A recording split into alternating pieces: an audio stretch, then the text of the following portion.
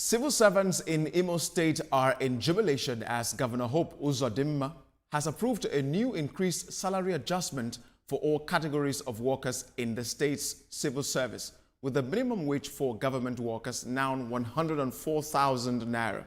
In the new salary structure announced during the governor's meeting with organized labor, the entry point for medical doctors is now 508,000 and the ending point is 1.2 million naira. Other health workers' entry point is now 108,000, while the ending point will be 803,000 naira as against 77,600 and ending point of 502,000 previously. The new salary scale also affects those working in the education sector. Of course, Mr. Kayode Ladende, the executive editor of TVC News, is still with me, and Ibrahim Garba with me.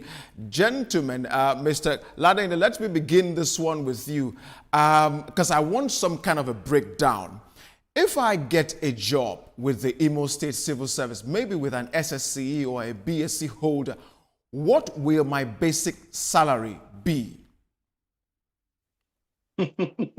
Okay, so the simple understanding we have, minimum wage simply means minimum wage, and that's the basic level, which means that you will go home with that sizable amount of money of 104,000.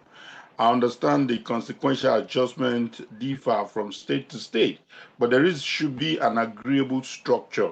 But state governors have been able to come up with, would I call it excuses, some kind of explanations that the consequential adjustment may not be uniform as expected by the labor. But having said that, let's first mention the fact that this should not be Imo State alone. I think another state in the southeast has also joined the train. This is a result of frank talk between the federal government and the subnationals. We are giving you more money. This money, we don't even have right to withhold it and say that we want to do all the roads across the country or we want to pay everybody, both state and federal. In other words, all of us, both the federal and the state, with the removal of subsidy, we are getting more money. So why don't you make the lives of people better? I'll give you a practical example. I passed through a street in Lagos and I was shocked. I wanted to drive into the street and I discovered that the whole street has been locked down. What is happening? They are fixing the road, and the residents were telling me it's not just our street. There's another street here, there's another street there that the local government are fixing. I can't remember when last where you will see local government fixing roads. It's usually the state. And this is to let you know that apart from the 3 tiers of government having some kind of autonomy, especially the local government, is also to say that there's more money coming into their hands to do the needful. And in this case, which is another level of conversation where we'll begin to ask accountability about this money. But we want to celebrate the little gains. We want to celebrate the little gains of Nigeria subtly being restructured. We are now having this thing trickle down. So back to the issue of salary, just to say that there's more money. Whether we should clap our hands for the governors or clap our hands for the president who is releasing the money, that may not be a bad idea. But what we are simply saying is that things have improved. Things are getting better. Governors are taking initiatives to do the needful because this money does not belong to them. It belongs to the people, and people's life needs to do better. How do you explain someone collecting a salary that is probably less than a bag of rice?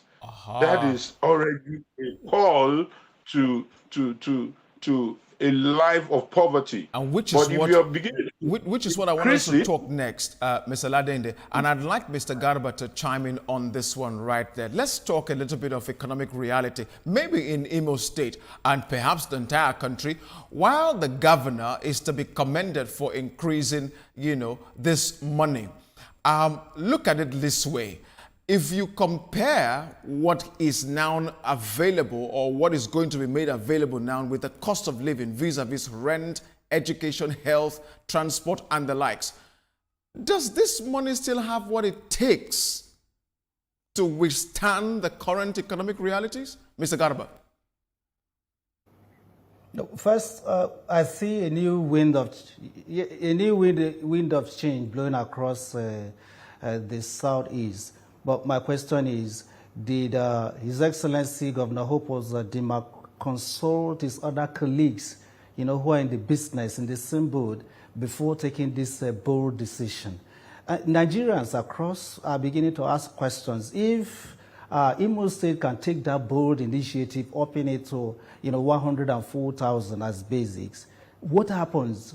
How did it happen? And the reasons are not too far from what we know, that the internally generated revenue before was at 400 million naira. Now, every month, Imo State is bringing in, generating 3 billion naira aside from the, what is coming from the federal government. So if you put all these things together, it is enough for the governors, to show empathy and not just by way of reward, knowing that we are facing economic realities. There is, the level of poverty is high, the investment is low because of some of the challenges we have today in our nation. So I think he has short what Uzodimma did right now has opened up the space for further conversation of what is happening at the subnationals. Because I can tell you, Nelson, some people, some states are even struggling to pay 70,000 naira,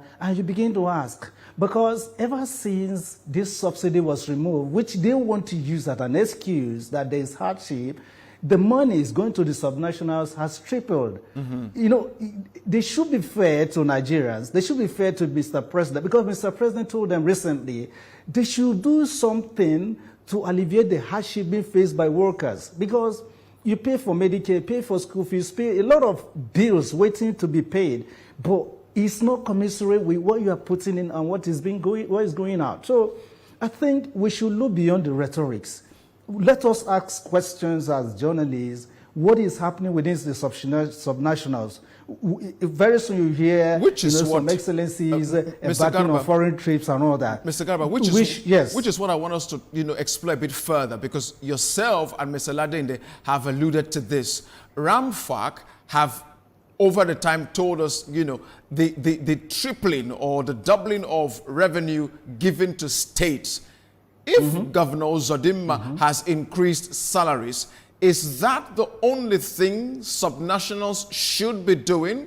Shouldn't we also see the dividends of this increased money in other sectors that will make the life of their citizens better? That's what I'm talking about, Nelson.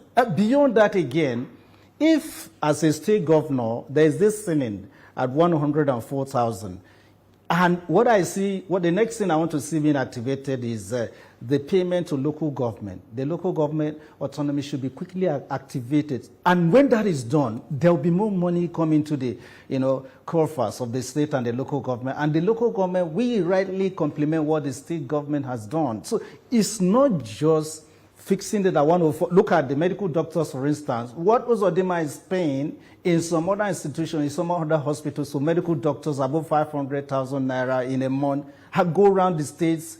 How many doctors earn so much money like that? So that's why I say I like his initiative as the chairman of the Progressive Governor Forum. He should not back down. He should be doing more by exposing some of these governors that are not ready to help the system to function well. There's hardship, Nelson. But I believe we can do it right. And what does Uzodimma do? It requires a national commendation. If I were a medical doctor or a health practitioner, I know where to go to now. But